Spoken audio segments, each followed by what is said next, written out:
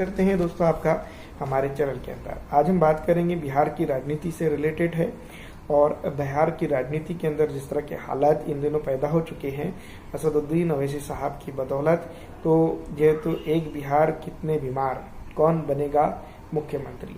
फिलहाल दोस्तों जेहेतु लगातार सर्वे निकल कर सामने आ रहे हैं कि बिहार की राजनीति में हम ये कर देंगे, बिहार के अंदर हम वो चीज़ कर देंगे, या बिहार के अंदर हम इस तरह की चीज़ें करने जा रहे हैं। इस तमाम चीज़ों के साथ कुछ चीज़ें ऐसी ज़रूर है जिसके ऊपर सोचने और समझने की ज़रूरत है, क्योंकि एक बिहार है, इसके अंदर जो है तो बीजेपी की तरफ से भी जो है तो मुख्यमंत्री पद की दावेदारी कहीं ना कहीं इंटरनल तरीके से नजर आती है। दूसरी तरफ नीतीश कुमार खुद अपने एक बड़े दावेदार नेताओं में से एक है बीजेपी की गठबंधन से, जो है तो खुद मुख्यमंत्री बनने की कोशिश में लगे हुए हैं। वहीं अगर हम बात करेंगे आरजेडी के तेजस्वी यादव हैं, जो तेजस्वी यादव भी खुद अपने आप को जो तो मुख्यमंत्री घोषित कर चुके हैं, खुद से ही जो है तो मुख्यमंत्री कैंडिडेट घोषित कर चुके हैं।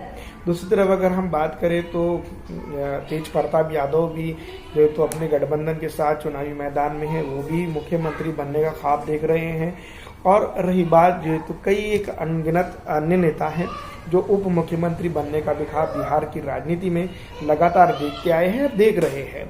इसके बावजूद भी अगर देखा जाए तो कुछ चीज़ें यहाँ पर समझने की ज़रूरत है या समझना ज़रूरी है। उसमें से सबसे इम्पोर्टेंट बात यह है कि एक बड़ी आबादी है, या फिर यूँ भी हम कह सकते हैं कि बिहार की दूसरी बड़ी आबादी, सबको अगर जमा कर लिया जाए, और बिहार की दूसरी बड़ी आबादी है वो मुसलमानों की है। तो उसमें से कोई एक नेता ऐसा नहीं है जो ये कहता हुआ दिखाई दे रहा है कि नहीं हमें भी मुख्यमंत्री बनना है। कोई एक नेता ऐसा भी नहीं है कि वो कह रहा है कि हमें उप मुख्यमंत्री बनाना ही होगा या बनना ही होगा। ये वजह इसलिए क्योंकि ये सब ने अपनी राजनीतिक जो वैल्यू है वो ज़ीरो कर दिए हैं। राजनीतिक वैल्यू के ज़ीरो होने के चलते वो ज़ीरो दूसरों के साथ जब अटैच होता है तो वो 100 बन जाते हैं, लेकिन खुद की वैल्यू वो 0 रखता है। तो ये सोचने की और समझने की ज़रूरत है कि अब अपनी वैल्यyu एक ये से बढ़कर लेनी है, एक से बढ़कर करनी है, क्योंकि बिहार एक ऐसी सरजमीन है जहाँ पर 243 सीट है। वहाँ पर जो 244 है वो, लेकिन 243 की गिनती आती है। तो वहाँ पर जो है तो ज़्यादा से ज़्यादा तादाद में मुसलमान जो है तो 60 या 64 सीट्स उनके चुनकर आ सकते हैं। ये हम आप तमाम ही जानते हैं। लेकिन इसके बावजूद भी पूरा अगर कभी हम बात करते हैं आरजेडी के गठबंधन की और पूरे इसकी, तो 50 सीट भी ये इनको यानी कि सीट चुनकर आने के लिए देते नहीं है। तो कहीं ना कहीं ये बात सोचने की है कि एक बिहार है और इतने सारे लोग भी बीमार हैं। लेकिन अगर मुल्ला जी की बात करें, मुसलमानों की बात करें, या फिर जो लोग इनको राजनेता बना रहे हैं, तो उनका क्या होगा? क्या वो दरी ही बिछाएगा? क्या वो जो तो टेंट ही लगाएगा? क्या ये जो है तो उनके लिए नारे ही लगाएगा, फलाना ढिमकाना जिंदाबाद, फलाना ढिमकाना जिंदाबाद? तो ये सोचने की ज़रूरत है।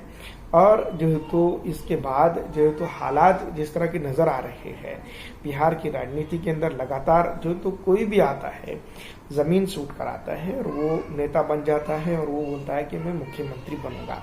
अभी आप जो है तो एक वक्त में देखेंगे 2014 के पहले या 2014 तक जो प्रशांत किशोर बीजेपी के साथ थे, बीजेपी को सत्ता में लाने के लिए बताया जाता है कि उन्होंने एक तरह से एड़ी चोटी का जोर लगाया, उनके लिए बहुत कुछ किया।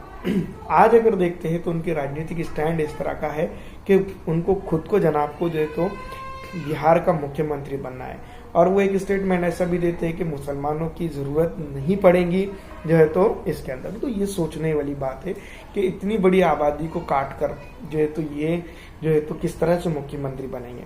तो यहाँ पर सोचने की ज़रूरत है, क्योंकि वजूद जिसने ख़त्म किया है खुद से अपना, वो यहाँ के मुस्लिम ही खुद है।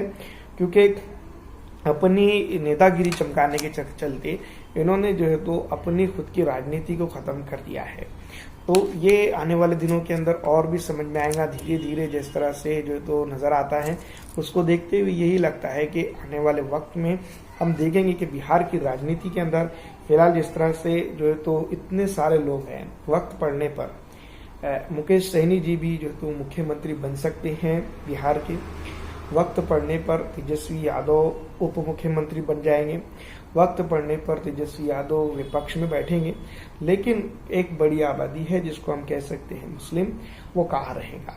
ये सबसे बड़ा सवाल पैदा होता है उन लोगों के लिए जो बिहार में रहते बसते आए हैं और अपनी राजनीति को जो है तो कोसों दूर छोड़ चुके हैं। तो पिछड़ा हो, दलित हो, आरक्षित हो, मुस्लिम हो, उनका नेता क्यों बड़ा नहीं होता है, ये सबसे बड़ा सवाल है। उनका नेता क्यों मुख्यमंत्री बन नहीं सकता है। अगर हम देखते हैं तो हर कास्ट का, हर इसका यहाँ पर नेता है। एक बिहार के अंदर एक ऐसा राज्य है जहाँ पर अदर कास्ट स्वर्ण छोड़ दिया जाए तो अदर कास्ट के नेताओं की अगर बात करें तो वैल्यू सिर्फ इतनी है कि वो उप मुख्यमंत्री बनाएंगे या गठबंधन के साथ चुनाव लड़ेंगे। मैं तो ये क्लियर बात कह सकता हूँ कि गठबंधन के साथ चुनाव लड़कर सिर्फ इतना फायदा हो सकता है कि आप जो है तो सीटें कम लड़ा रहे हो, वरना था उसके लिए जो है तो कोई फायदा नहीं है कि गठबंधन के चलते जो है तो हमारी ये सीट जीत कर आई है और गठबंधन नहीं, उस गठबंधन हुआ है इस वजह से हम जो है तो ये इलाके में इनकी वजह से जीते, ऐसा कुछ भी नहीं है। क्योंकि गठबंधन जब बिहार के अंदर अगर देखा जाए तो राजनीतिक माहौल ऐसा बन चुका है कि अगर गठबंधन हो रहा है तो इसका मतलब ये साफ है कि वो इलाके के जो वोटर रहेगा, वो इलाका का जो नेता रहेगा, वो किसी और पॉलिटिकल पार्टी को खुला समर्थन देगा या खुला सपोर्ट करेगा। क्योंकि गठबंधन से निष्ठावान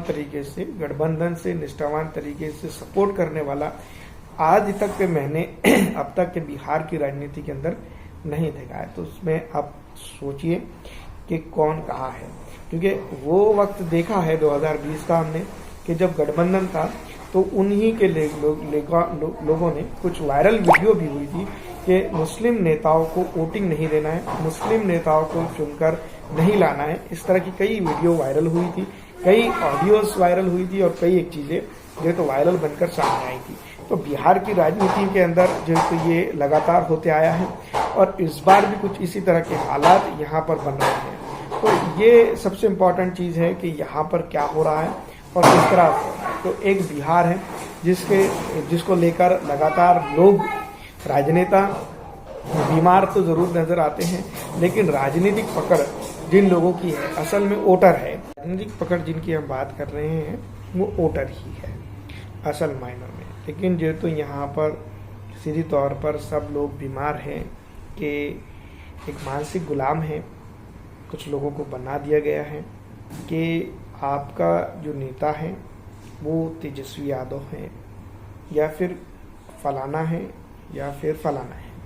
लेकिन बेसिक तौर पर जो लोग बेसिकली इस ओहदे के हकदार हैं वो भी दूर कहीं बैठे हुए हैं, एक तरह से चौपाल में बैठे हुए चाय की टपरी पर बैठकर जो है तो राजनीतिक खबरों का मजा लेते दिखाई दे रहे हैं। तो ये जो चीज़ें हो रही हैं उसका सीधा सीधा श्रेय मौजूदा राजनीति पे भी जाता है। तो याद रखें कि बेसिक तौर पर कुछ चीज़ें हो रही है, उसको ना होने दें।